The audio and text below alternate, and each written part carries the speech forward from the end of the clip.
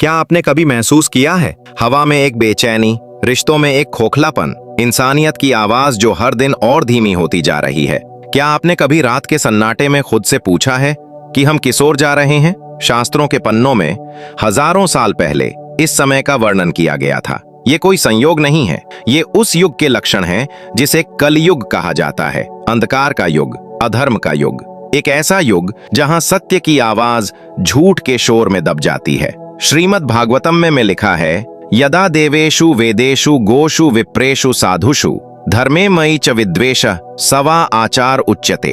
अर्थात जब लोग देवताओं, वेदों, गायों, ब्राह्मणों, साधुओं, धर्म और स्वयं मुझ ईश्वर से द्वेष करने लगे तो समझो कलयुग अपने चरम पर है।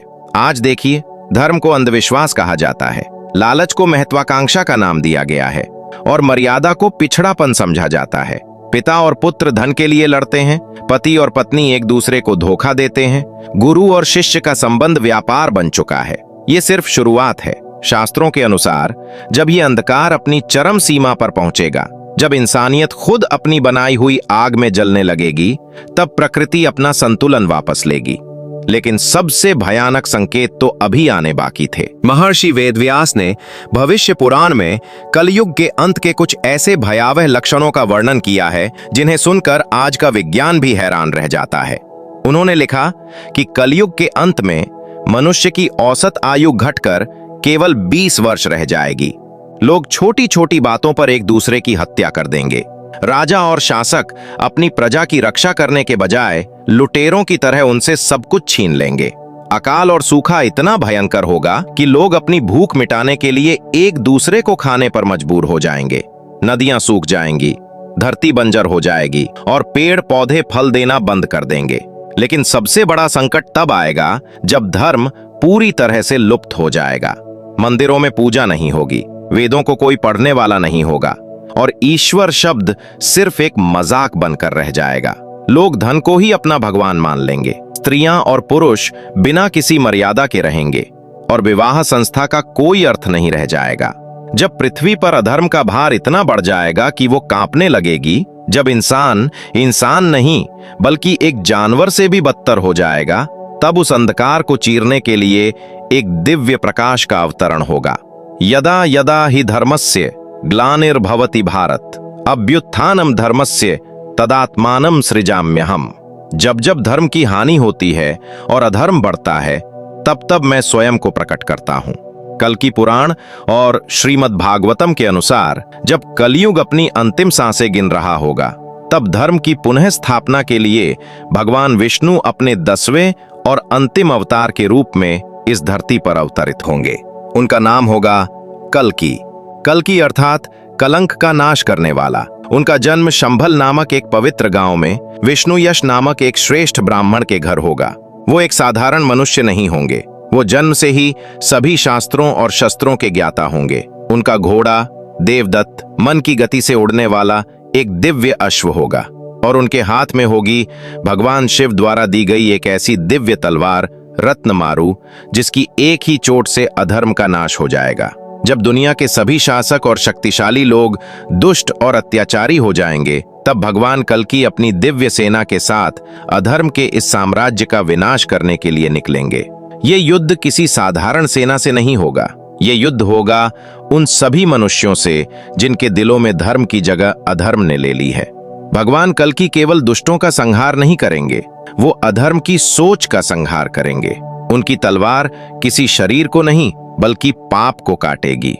कहा जाता है कि ये युद्ध इतना भयंकर होगा कि पृथ्वी रक्त से लाल हो जाएगी।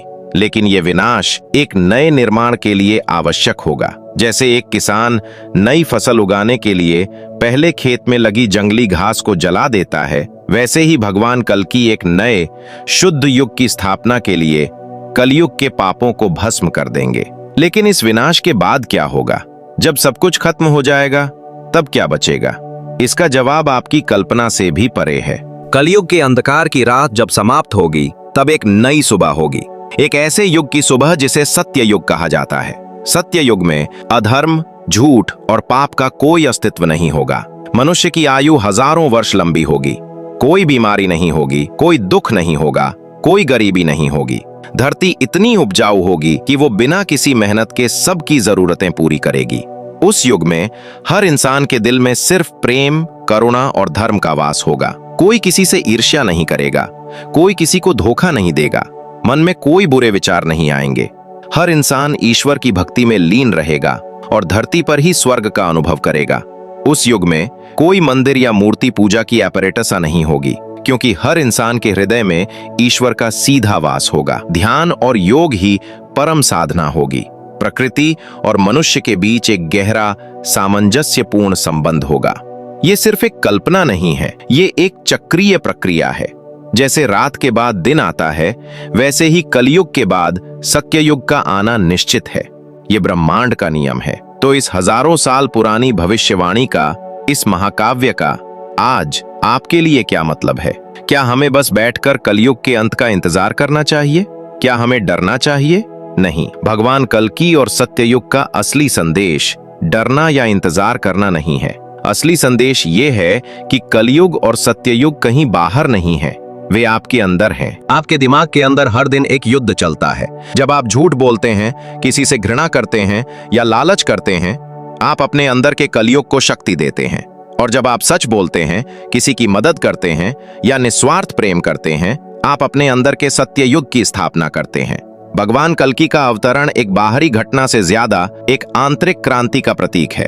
वो आपके अंदर बैठे अधर्म पर विजय पाने की आपकी संकल्प शक्ति है। आपको दुनिया के बदलने का इंतजार करने की जरूरत नहीं है।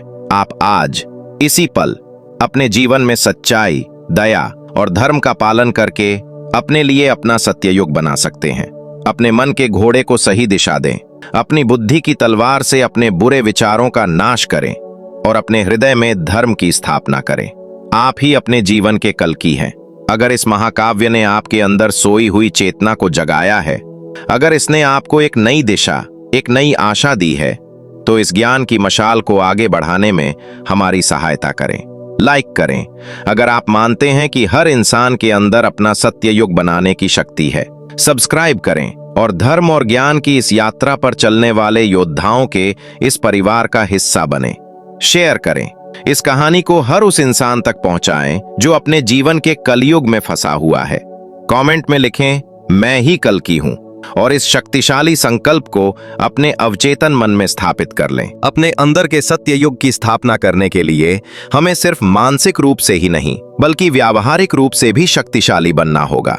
कलयुग का सबसे बड़ा शस्त्र है आर्थिक चिंता, जो हमें धर्म के मार्ग से भटकाती है।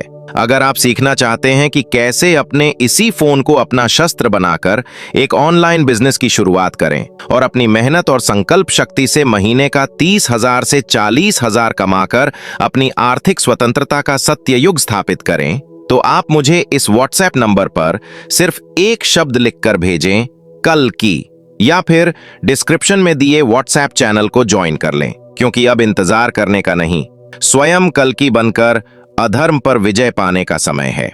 याद रखिए, रात कितनी भी गहरी क्यों ना हो, सूर्योदय निश्चित है। कलयुग कितना भी शक्तिशाली क्यों ना हो, सत्ययुग का आगमन निश्चित है। जय श्री हरि।